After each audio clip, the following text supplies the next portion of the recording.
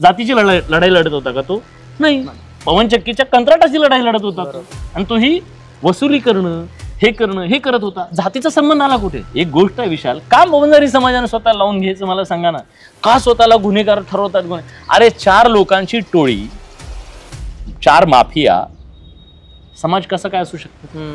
संतोष देशमुख हत्या प्रकरणातील आरोपींचं समर्थन वंजारी समाज करतोय का? वंजारी समाजानं हत्या प्रकरण आणि त्यातल्या आरोपींचा हा विषय बळजबरीनं अंगावर ओढून घेतलाय का? नमस्कार मंडळी, स्वागत आहे आपलं ट्रेंड मराठी या लोकप्रिय चॅनलमध्ये. खरं तर संतोष देशमुख हत्या प्रकरण संपूर्ण राज्यभर सध्या गाजताना पाहायला मिळतंय आणि यालाच धरून कुठेतरी प्रतिमोर्चे सुद्धा निघाले जातात. संतोष देशमुख यांची हत्या झाली आणि त्याच्यासाठी निषेधार्थ मोर्चे निघाले. मात्र याच मोर्चांना प्रतिमोर्चे सुद्धा याच महाराष्ट्राच्या मातीत उभा राहिले आणि छत्रपती संभाजीनगरला लक्ष्मण हाके यांनी प्रतिमोर्चा काढल्याचं सुद्धा पाहायला मिळालं.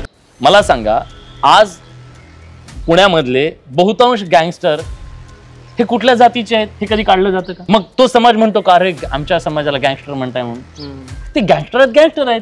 बरोबर. घुले नावाचा जो सुदर्शन घुले नावाचा जो नराधम आहे, त्या नराधमानं आतापर्यंत खंडणी, वसुली अशासारखे अनेक गुन्हे केलेले आहेत. 16 गुन्हे आहेत. 16. मग तो गुन्हेगार, त्याला तिथं पैशाचा हव्यास आहे, त्याला त्याची गँग वाढवायची आहे, त्याला ते हे करायचंय, त्याच्यासाठी त्यानं ते केलेलं आहे.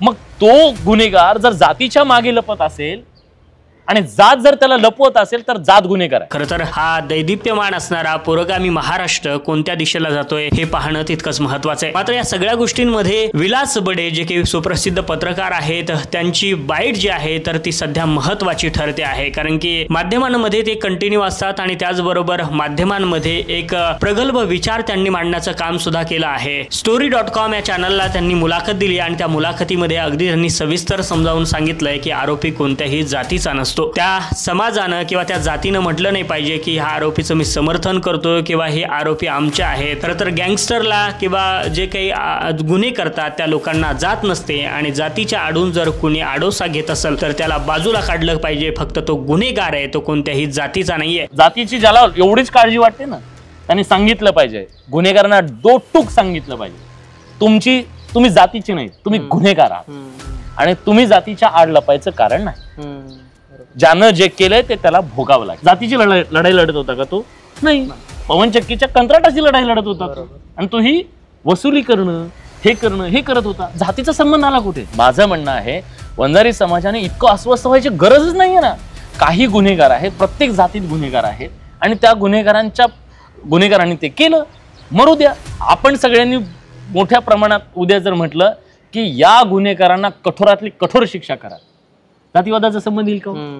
अशा पद्धतीचं प्रगल्भ मत खरं तर या जातीयवादाच्या लढाईत नक्कीच एक नवी दिशा देणारं असू शकतं. सुदर्शन घुले हा खरं तर गुन्हेगार आहे. त्याला पैशाचा हव्यास आहे. त्यानं जातीसाठी काम केलं नाही, तर त्याचं काम हे पवन चक्कीसाठी होतं, खंडणीसाठी होतं. त्यामुळे वंजारी समाजानं त्याची पाठराखण करू नये किंवा त्याच्या पाठीशी उभं राहू नये. तो फक्त एक गुन्हेगार आहे आणि गुन्हेगाराचं समर्थन अजिबात करायचं नसतं. अशा पद्धतीचं हे प्रगल्भ मत खरं तर विलास बडे यांनी story.com या चॅनल सोबत मुलाखतीमध्ये आपलं शेअर केल्याचं पाहायला मिळतंय आणि हे खरं तर नवा विचार म्हणता येईल. हा प्रगल्भ विचार नक्कीच महाराष्ट्राला एक नवी दिशा देऊ शकेल. जर एखादा गुन्हेगार जातीच्या पाठीमागे लपत असेल आणि जात जर त्याला लपवत असेल तर ती मग जात गुन्हेगार आहे असं म्हणता येऊ शकतं. अशा पद्धतीचं हे मत विलासजी बडे यांनी खरं तर माध्यमांसोबत बोलताना हे शेअर केल्याचं पाहायला मिळतंय. मात्र संतोष देशमुख हत्या प्रकरणाला धरून बरेचसे नवे खुलासे सुद्धा होत आहेत आणि या हत्या प्रकरणानं संपूर्ण राज्याची व्याप्ती खरं तर घेतल्याचं पाहायला मिळतंय. संतोष अण्णा देशमुख हे एका गावचे सरपंच मसाजोगचे आणि त्यांची निर्घुण हत्या करण्यात आली. त्या हत्येमध्ये वापरण्यात आलेली शस्त्र या सगळ्या गोष्टींची कोर्टामध्ये लिस्ट सुद्धा आली आहे आणि आता लवकरच या सगळ्या संदर्भानं निकाल सुद्धा बाहेर येईल. मात्र सध्या या प्रकरणाला धरून जे जातीय तेढ निर्माण होते आहे, जातीय वादाचं वातावरण निर्माण होत आहे, त्या वातावरणामध्ये विलास बडे यांचे हे 4 वाक्य नक्कीच नवी दिशा देतील. मंडळी, वेळोवेळी अपडेट आपल्यापर्यंत येणार आहे, त्यासाठी ट्रेंड मराठीला सबस्क्राईब करून ठेवा.